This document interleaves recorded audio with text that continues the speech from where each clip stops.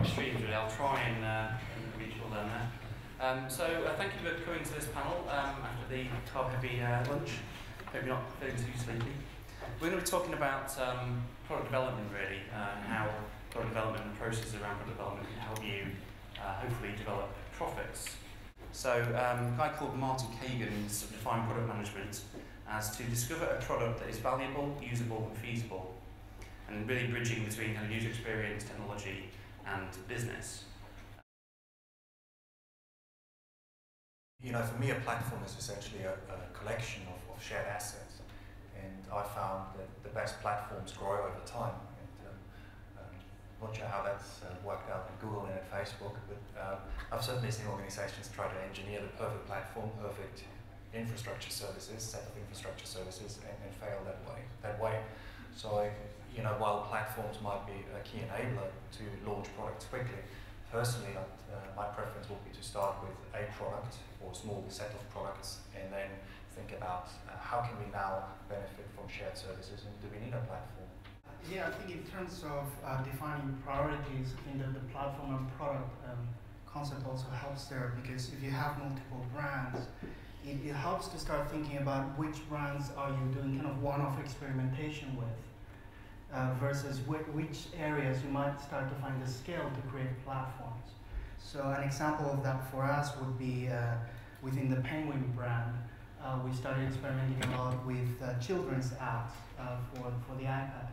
And once we saw that there was a clear market for those products, and once we saw that our brand resonated with the readers, we started creating platforms to help us build those products.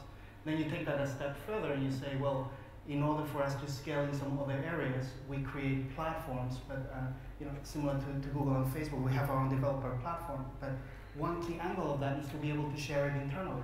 So if you have multiple business units in different geographies trying to share content, trying to share expertise, trying to share code, then you start thinking about the underlying services to make sure that you're efficient and that you're able to scale. So for me, it links, everything links with the idea of whether you're doing this as a one-off, or whether you want it to scale over time. When Larry Page took the reign of the company, he actually reorganized the company around product. And his management team is a series of 7 super product managers who manage search, social, YouTube, ads, etc., etc. I think there's 2 values to this. One is product is at the heart of the strategy and what we do, and everything is led from a product perspective. Product has to connect with all the other functions, such as obviously sales, but policy, marketing, PR, etc. But still, everything revolves around the product. And I think they've done a good job having all the product roll up onto Larry to be able to have this conversation at the top level. Because that becomes very, very complex. All products are meant to be also, they're developed as a platform in a way. They are developed to be plugged into other products. They're developed to be open APIs or like Android, for example. And you need to make sure that at least we do it ourselves properly. One example that seems stupid, but on YouTube, a brand can have a brand channel. And so as a salesperson, you go to brands and say you need to have your brand channel on YouTube because everybody's there. Okay. Now Google Plus launches in the short future the Google Plus pages, similar to the Facebook pages. So what do you say to advertisement now? Should the 2 be connected? Should it be the same? So I think it's very, very important that we have this connection, and I think that the functions, the cross functions like sales, like marketing, play actually a strong role in surfacing those issues to the product line. So I mean, it's a complex matrix. The question I always get asked is, what exactly do you do at Google? Because I mean, it's impossible to really understand from the outside. But this super matricial organization has allowed us really to create those conversations and try to foster the relationship between products. hiring at Facebook is very much concentrated on, you know, a kind of a shared belief, right, and a shared philosophy. And I think that's true in a lot of companies, but exceptionally true at Facebook. And I think the engineers that are there have this kind of foundation of whatever we're building is social by design. We talk about that a lot, maybe to a fault, but I think that having that at the core of what you're doing actually allows you to be super creative in what the final product, you know, looks like.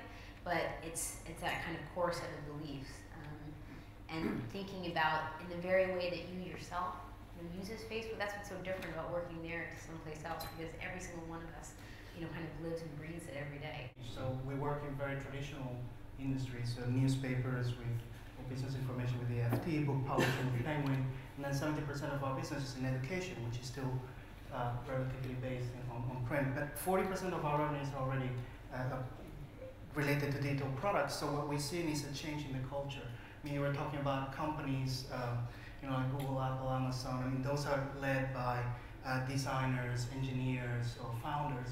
We have a different setup. But within the business units, we're starting to see those profiles leading. And what we're trying to do is we're trying to make sure we create an engineering culture and a product management culture where those individuals feel valued. Traditionally, where print has been based more on the editorial role and the sales role. And now we're bringing in different types of talent to work alongside the traditional talent to create the new products. And that takes time. The first step for me always is to make sure that an organization has some form of product awareness. So there are organizations out there who purely think in terms of services or projects, and where there is no idea that you know, a set of features should really address a target group, some users and customers, and create value for them, address their needs and help them and solve their problems. So I think that's really the first thing you need to do, and I think that's also the first prerequisite for creating successful products. And I think the second step really is to foster entrepreneurship, or intrapreneurship, as some people would say, and that is really find people who can and who want to create new products and lead those products and trust them, and to a certain extent give them the resources, give them the people to do a good job and set them free.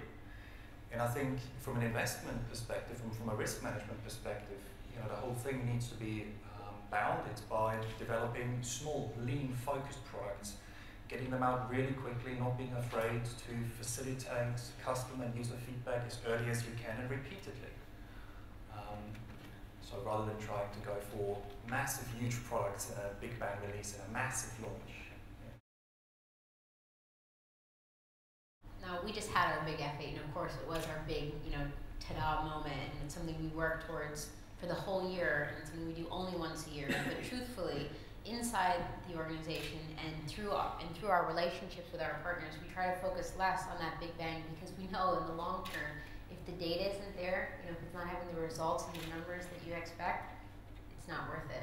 So I think, you know, even though it's a, you know, when Mark gets on stage and does a keynote, and that is really exciting, we all watch it, but really what's to come is, you know, we're almost exactly a month, we'll be on the 22nd month past F8, will be the really interesting kind of results that we start to see coming in, and how Open Graph is actually, you know, moving businesses, because really none of us can really rely on just having the great big press release, you know, and the big event, because it's not something even common, I think, to this kind of industry where you get that. But being able to really shout about, and I think that's how people like, you know, The Independent have really started to kind of put their head above the parapet, because they just started blogging about their data, their figures. They just put it out there, and that gets pickup and a lot of respect. So that's what we try to be more focused on, and definitely in our relationships. I think that if I look back, a good product manager, wherever you take it in the chain, is somebody that's able to express a vision for the product. And because you need that vision to explain to engineers what you want to build, to motivate them. You need that vision to explain to sales, to everybody what you want to do. And there's multiple ways to get to a vision. Visionaries is a very good way to get to a vision. And I'm sure everybody at Apple was very happy about the Hippo culture there. I think what's important is we're in a very non-hierarchical organization. So it's important to value everybody's opinion, and it's not just an opinion. At some point, it needs to be backed up by data. However you form that vision, that doesn't really matter. Some of the product line at Google are a lot more driven by one personality. I'm not going to name names, but there's really different type of vision expression. And so, but again, I think you shouldn't lose the focus that this is what you should do. Otherwise, if you just ask people what they want, we'll be having faster horses and not cars. I'm not going to say it's as easy as if you're a startup with venture capital funds that it's part of your culture that you try different things and you fail, but that's how we approach things. And actually, Robert Andrews posted on paid content, I think it was yesterday, an article on one of our internal startups that didn't work out, FT Tilt. Amazing work by the team, Tom, Stacy, Paul, but it just didn't find the right traction, and that's fine. Things happen, so you have to move on and find something else. If you think about what we're doing in mobile apps, I would make the argument that a lot of the apps are like startups. So you try different things. We try a grammar prep or an algebra prep app for a test. If it succeeds, great. If not, maybe we try something else. Maybe we try history. Maybe we try math. And we try with different models. We try with different types of payment mechanism. We try with different partners until you find something that works. And you can't expect all your initiatives in new technologies to succeed. I mean, that would be crazy, right? So we have, to some extent, a similar approach than a venture capital firm would do. When we look at our portfolio, we know that we're going to greenlight 10 projects, and hopefully, one or two of those will be really big hits, and then the other 8, you just move on. You take the learnings and you do something else. We are a company that, as a culture, allows people to have different career experiences throughout the company in the long run. So just because you've had a failure in one place doesn't mean that you're not part of the company. Well, in a way, I'd like to sort of go back and say, what are the choices you have in order to make an informed investment decision? Now, one choice obviously is you try to come up with the perfect business model, and you do a lot of upfront market research and analysis, and do your product planning and clearly think about how's the product going to be positioned, how's it going to perform, how's it going to, what makes it exactly different against its competitors, and then come up with sales forecast for the next 2 or 3 years after launch, that is. And that might work. If it's something new that you're doing, chances are that you're better off by investing the time and money not into creating all those plans, but running organized experiments. That is, just build something very, very small that is a first step towards realizing your vision, and get some early customer user partner feedback. And then listen to that feedback and then decide if and how you want to continue. I guess that's a common way how Google works. I imagine that Facebook works in a very similar way. We just heard about sort of a startup culture at Pearson. So I think whenever you do something new, you have to know that you're taking a risk. And if you want to grow organically as an organization through new products, well then you have to accept a certain level of risk. All you can do is you can try to minimize that investment risk by building something very, very small, getting very early feedback, and then constantly assessing, are we on the right track, and do we want to continue? It's actually very, very hard to answer the question, because fundamentally what we believe is people are risk averse. People are risk averse. The company are risk averse, and shareholders are risk averse. And so we've had multiple meetings with Larry or Eric saying, I want you to take big bets. I want you to take risk. And they say also, I don't take any risk in telling you that, because fundamentally you will not do it. So you just extra mile, provoking, and it's the reality. We try to auto-justify ourselves, to make a business plan out of it, and that's not how we achieve the greatest product. The greatest innovation that we've done, it's really people who have been able to create this atmosphere of risk-taking, and it takes a lot of element, I think, for a company to accept risk. It needs to accept failure, like you were saying. If you fail on the project, you're not a loser. You fail on the project and you try another one. It's very hard also because the context does not accept failure. What we did with Wave was, I think, a very good example. We had a team focusing on the product. The product intrinsically is genius. There's been amazing innovation, technical innovation done on Wave. Everything you could read in the newspaper is it's a dumb product and nobody uses it and it's a big failure and we shut it down. Reality is it's powering a lot of other products at Google at the moment. So it's very, very hard to define this notion of risk and risk-taking. I think what we're trying to do is really put innovation at the core of the company culture. It's part of how we grade people every quarter. Everybody is graded on innovation. And when you do that, you actually realize that everybody has a part to play in innovation. Even if, I don't know, take anybody in the organization, the best people at their work are people who think differently, who come up with a new way of doing a report, I don't know. But valuing innovation at every single step of the company is where you should start. It depends. We need to make money. Most of the users don't agree with this, which is a problem, but we still do need to make money. And there's a way of making advertising better.